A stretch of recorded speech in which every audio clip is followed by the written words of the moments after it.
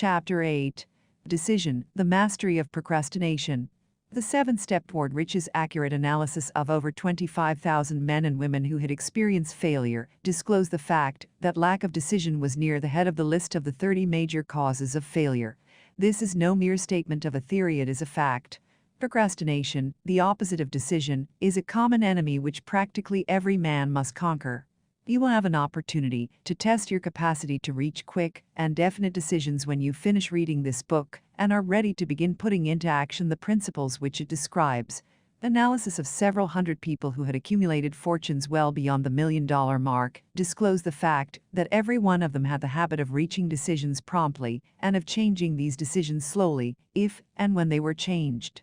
People who fail to accumulate money, without exception, have the habit of reaching decisions, if at all, very slowly, and of changing these decisions quickly and often. One of Henry Ford's most outstanding qualities is his habit of reaching decisions quickly and definitely, and changing them slowly. This quality is so pronounced in Mr. Ford that it has given him the reputation of being obstinate.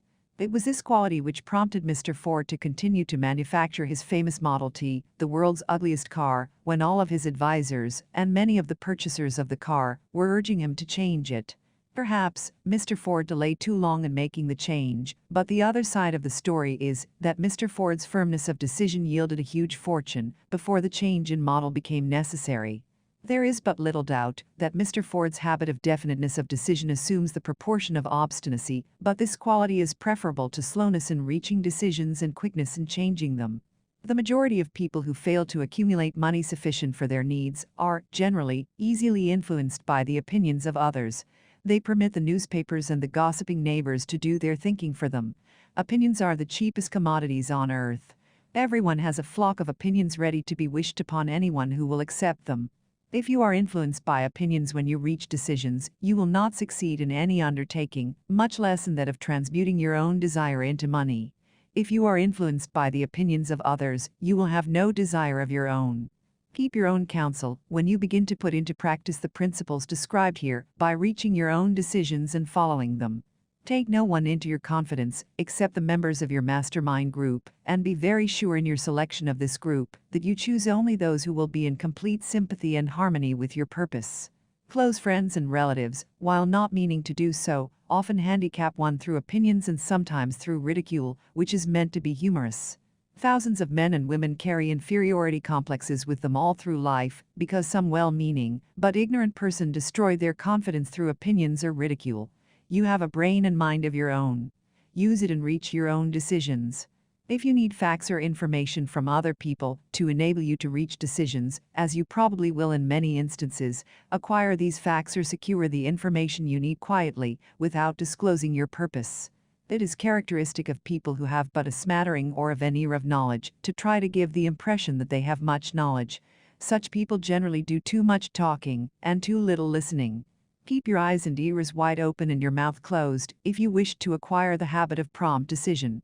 Those who talk too much do little else. If you talk more than you listen, you not only deprive yourself of many opportunities to accumulate useful knowledge, but you also disclose your plans and purposes to people who will take great delight in defeating you because they envy you.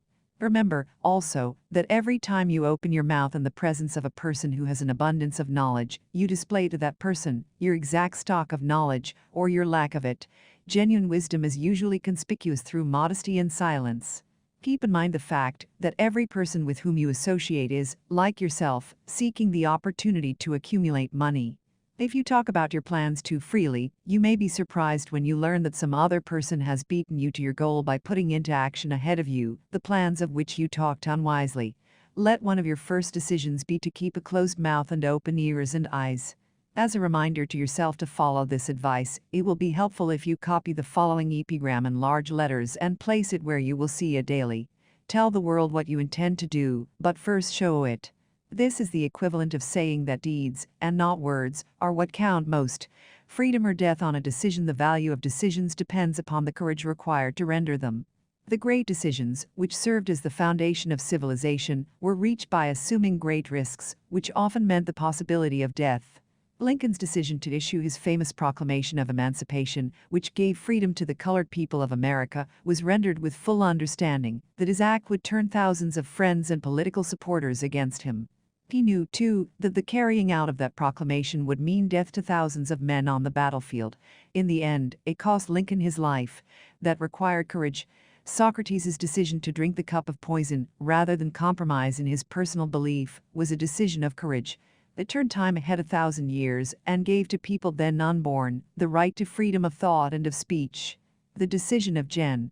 Robert E. Lee, when he came to the parting of the way with the Union and took up the cause of the South, was a decision of courage, for he well knew that it might cost him his own life, that it would surely cost the lives of others.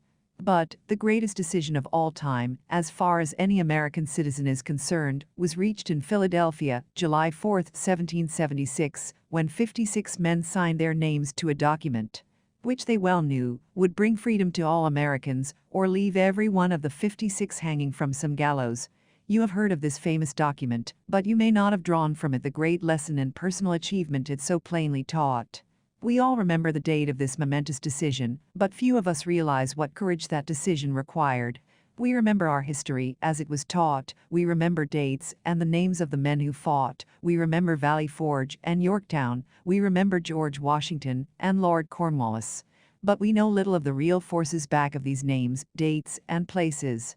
We know still less of that intangible power which ensured us freedom long before Washington's armies reached Yorktown. We read the history of the Revolution and falsely imagined that George Washington was the father of our country, that it was he who won our freedom, while the truth is Washington was only an accessory act because victory for his armies had been ensured long before Lord Cornwallis surrendered. This is not intended to rob Washington of any of the glory he so richly merited. Its purpose, rather, is to give greater attention to the astounding power that was the real cause of his victory.